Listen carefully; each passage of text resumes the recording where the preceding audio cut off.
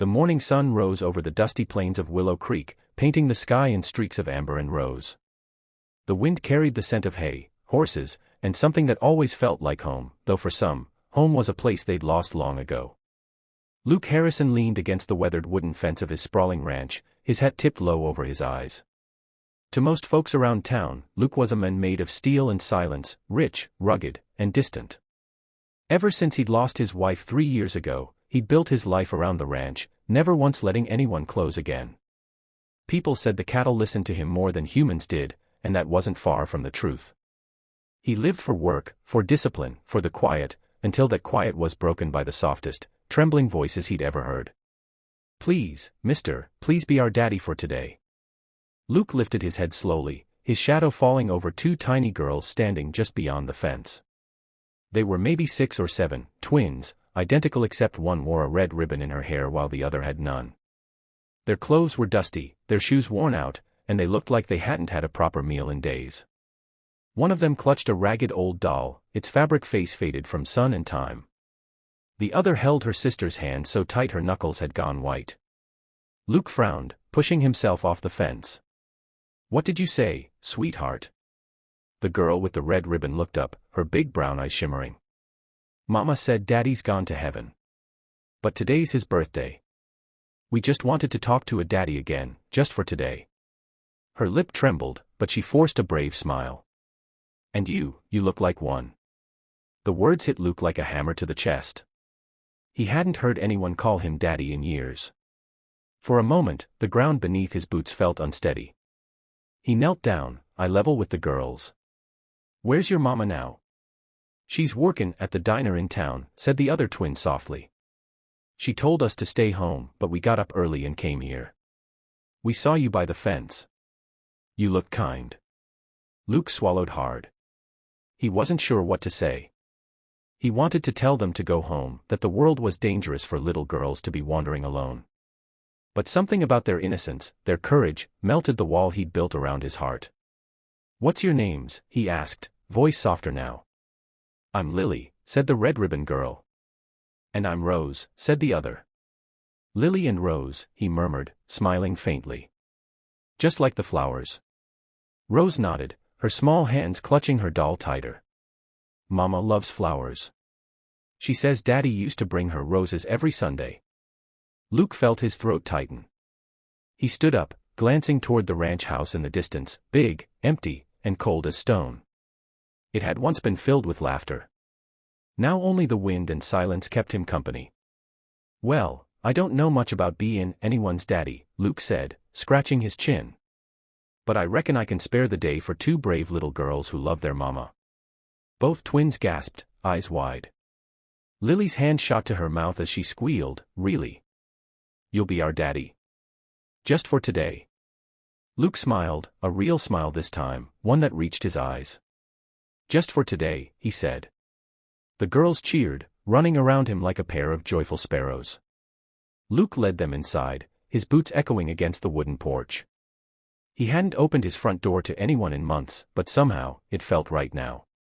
The girls' laughter filled the air, chasing out ghosts that had haunted him for years. He poured them warm milk and made pancakes, though he hadn't cooked for anyone but himself in ages. The girls talked nonstop, about their mama, about school, about their dreams. Lily wanted to be a nurse. Rose wanted to be a cowgirl, just like in the movies. Luke chuckled softly as they dipped pancakes into syrup and got more on their faces than in their mouths. At one point, Lily looked up and asked, "Did you have kids before, Mr. Luke?"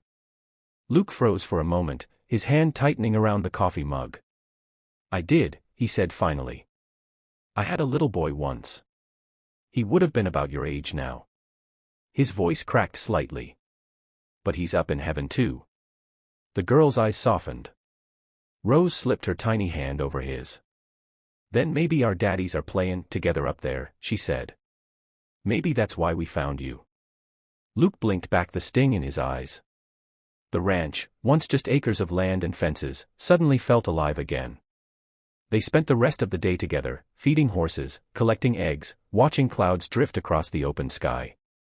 Luke taught them how to whistle using a blade of grass, and they showed him how to make hearts out of daisies. For the first time in years, Luke laughed so hard his sides hurt. As the sun began to dip behind the hills, painting the sky gold and crimson, the girls grew quiet. "We should go, Mr. Luke," Lily whispered. "Mom'll be worried." Luke nodded, walking them back to the fence where it all began. Rose turned back, eyes glistening. "Thank you for being our daddy today." He knelt, placing his hands gently on their shoulders. "No, girls, thank you for reminding me what it feels like to be one." They waved goodbye, their little feet kicking up dust as they disappeared down the dirt road. Luke stood there long after they were gone, the wind tugging at his hat, the ache in his chest replaced by something else, something warm, something hopeful. Maybe this was fate's way of telling him that some hearts weren't meant to stay broken forever. As he turned to head back inside, Luke whispered to himself, "Just for today, but maybe tomorrow too." The next morning dawned soft and silver, the air cool with the promise of rain. Luke Harrison stood again by the fence, the same fence where, just yesterday, two little angels had walked into his life and broken open the stone around his heart. The memory of their laughter still echoed inside his home. On the porch sat the tiny red ribbon one of them had dropped, tied around his coffee mug handle now, like a promise that he hadn't imagined them. He didn't know what he was doing out here again so early. Maybe part of him hoped they'd come back. Maybe part of him was just scared that they wouldn't. For the first time in years, he'd gone to bed smiling, only to wake up missing something he didn't even realize he needed. The quiet broke when he saw a small figure walking down the dirt road toward the ranch, not two girls this time, but a woman. Her steps were hesitant, her dress worn from work, and her hair tied back under a faded scarf. Yet there was a grace in the way she carried herself, a softness that spoke of strength born from struggle. When she got close enough, Luke recognized her eyes, the same deep brown as Lily and Rose. "You must be their mother," he said, tipping his hat gently. She stopped, catching her breath. "Yes, sir. My name's Clara Bennett." Her voice trembled slightly, though she tried to steady it. "My girls came home last night talking about a rancher who made pancakes and told stories. I hope they didn't cause you any trouble." Luke smiled faintly. "No trouble at all, ma'am. They were a blessing." Clara looked down, her fingers twisting the hem of her apron. "They missed their daddy something awful. He passed 2 winters ago.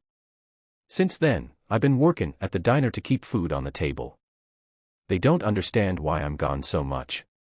I guess they just wanted to feel like they had a daddy again, even if it was pretend." Luke's chest ached at her words. "They've got good hearts," he said softly. "And a strong mama raising them right." She looked up at him, eyes glistening. "Thank you, Mr. Harrison. Folks in town talk about you, say you keep to yourself, that you don't much like company. But I can see why my girls felt safe with you. You've got kind eyes, even if you try to hide it." Luke chuckled under his breath. "Is that so? Haven't heard that in a long while." For a moment, silence settled between them, not the heavy kind, but gentle, like two souls recognizing pain in each other. Then Luke said quietly, "Would you and the girls care to stay for lunch? I could use some help with the horses, and I reckon they'd love another visit." Clara hesitated, then nodded slowly. "That's mighty kind of you." An hour later, Lily and Rose came running down the road, squealing when they saw Luke again. He knelt just in time to catch them both in his arms, laughter spilling out like sunlight after a storm. Clara watched from the porch, her hand pressed to her chest, tears shining in her eyes. She hadn't seen her girls this happy in months. Luke showed them how to brush the horses and let them ride the gentlest mare on the ranch. Their giggles filled the air as they held onto the saddle, their mother watching with a smile that could have warmed the coldest night. Luke found himself stealing glances at Clara, the way her eyes softened when her daughters laughed, the quiet sadness behind her smile. It stirred something deep inside him, something he thought he'd buried with his past. After lunch, they sat beneath the old oak tree near the fence. The girls dozed off side by side, their little hands still sticky from pie. Luke and Clara sat quietly, listening to the wind move through the grass. "I don't know what you did to them," Clara said softly, "but they can't stop talking about you. They said you made them feel like their daddy was still here." Luke's throat tightened. "Maybe that's 'cause they reminded me what it feels like to be one." Clara turned to him, eyes shimmering. "You lost someone too, didn't you?" He nodded. my wife and boy. Carriage accident 3 years back. I built this ranch up just to keep from thinking about em. But when your girls showed up yesterday, it was like God sent a little piece of heaven back my way. Clara looked down, her hands trembling slightly. Maybe he's trying to tell us both something. They sat in silence again, the kind that didn't need words. When the girls woke up, the clouds had rolled in, and a soft drizzle began to fall. Luke hurried to walk them to the porch, making sure the girls stayed dry under his coat. Clara laughed, a real, free laugh that he hadn't heard before, and for a moment, it felt like the ranch wasn't so lonely anymore. As the rain poured gently, Clara turned to him at the door. Mr. Harrison, thank you. For today. For yesterday.